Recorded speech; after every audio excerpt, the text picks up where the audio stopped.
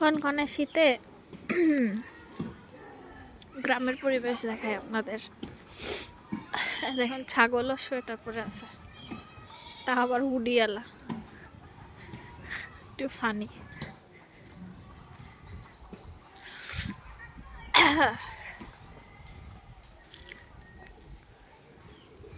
রোদ নাই, চারিদিকে কুয়াশা আচ্ছন্ন। গ্রামের পরিবেশ। আমারও ঠান্ডা। বের হয়ে গেছি সকাল সকাল, খুব সকাল না, মোটামুটি এখন 11টা বাজে। তারপরেও কোনো রোদ নাই, কিছু নাই।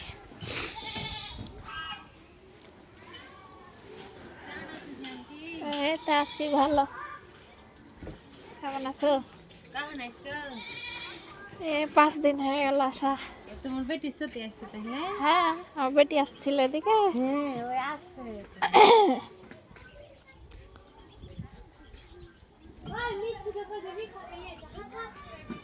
ইস,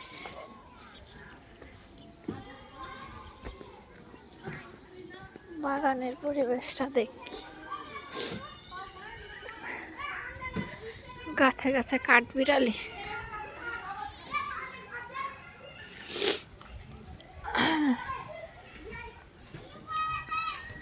ঠান্ডা লাগুক, কিন্তু পরিবেশটা বেশ এনজয় করি। হ্যাঁ,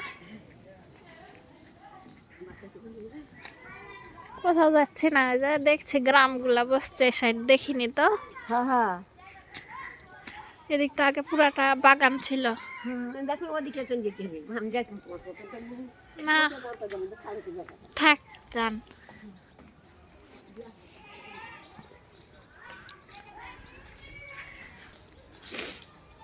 এইটা পুরাটা আমের বাগান ছিল। আমি বাগানের মধ্যে অনেক খেলাধুলা করছি ছোটবেলা।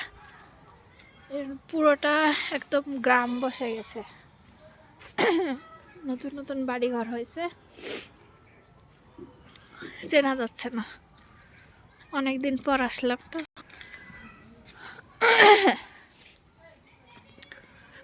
অনেকে বলে যে আমের গাছের ভিতরে বাড়ি, তাহলে কি আলো বাতাস ঢুকে না? তাদের জন্যে আসলে ভিডিওটা করা। যে ওই যে বলি, গল্প করি যে আম গাছের নিচেই আমাদের বাড়ি, তো ওরা ভাবে কি অন্ধকার জঙ্গলের মতো। আসলে তেমনটা না, না দেখলে আসলে বোঝা যায় না। গাছগুলা ঠিক এভাবে ছেটানো, তার কারণে আলো বাতাসের অভাব হয় না, যথেষ্ট পরিমাণ আলো বাতাস আসে, বাসায় রোদও আসে। এই গ্রামগুলা বসছে আমি দেখিনি, এই জন্য এগুলো একটু দেখতে আসলাম আর কি। আর এই যে এখন বাগানের মধ্যে এই সবজিগুলা চাষ হয়েছে, এগুলো না আগে ছিল না। পুরোটাই আমের বাগান, মাইলকে মাইল আমেরই বাগান ছিল। পেঁপে গাছ লাগানো হয়েছে। আসলে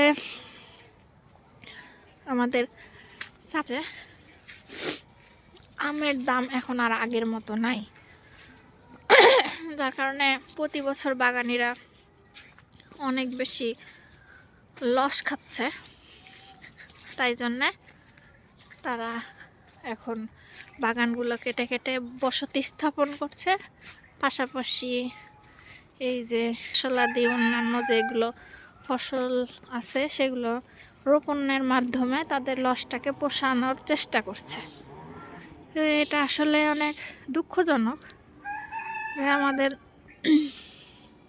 ঐতিহ্যবাহী আমের গাছগুলো এখন অনেক বাগানিরা কেটে ফেলছে, কারণ তাদের আর্থিক অনেক ক্ষতি হচ্ছে। তো বিষয়টা আসলে মানে দেশের যারা আমাদের সরকারের দায়িত্বে আছেন তাদের কাছে বিশেষভাবে অনুরোধ যে যেহেতু চাঁপাইনবাবগঞ্জ একটি ঐতিহ্যবাহী আমের এলাকা, সেহেতু সেটা সংরক্ষণের দায়িত্ব আপনাদের। তো এখানকার কৃষানীরা যাতে তাদের ন্যায্য মূল্যটা পায় সেটা নিশ্চিত করার দায়িত্ব আপনাদের। তো আশা করি এই যে আমাদের এই যে প্রজন্মটা যারা আম বাগানগুলো কেটে ফেলছে তাদের আর্থিক লসগুলো পোষানোর জন্য সেটা যেন আর ভবিষ্যতে না হয়। আর আমের এই যে রাজধানী চাঁপাইনবাবগঞ্জ, এটাকে যাতে বাঁচানোর জন্য সরকারের পর্যাপ্ত চেষ্টাটা থাকে। যাই হোক, এই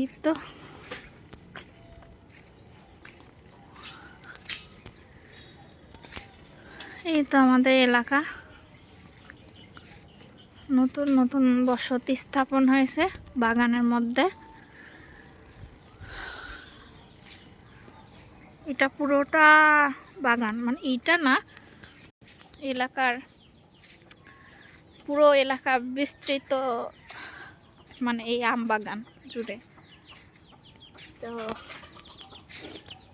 অনেক কথাই হলো, দেখালাম আমাদের চাঁপাইনবাবগঞ্জের আম বাগান। আমাদের এটা চাঁপাইনবাবগঞ্জ না, চাঁপাইনবাবগঞ্জ আমাদের জেলা মেনলি। এটা হচ্ছে গোমস্তাপুর থানার মধ্যে পড়ে, ইউনিয়নের নাম চৌডালা। তো এই হচ্ছে চৌডালার অবস্থা, জানালাম, আপনারা দেখলেন। এবার আপনারা কমেন্ট করে জানান যে আসলে মানে কি করা উচিত।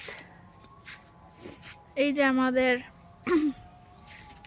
ঐতিহ্যবাহী এই আম বাগানগুলো দিনে দিনে হয়তো বিলুপ্ত হয়ে যাচ্ছে কি হচ্ছে। তো এর জন্য আসলে কি করা উচিত কমেন্টে জানান।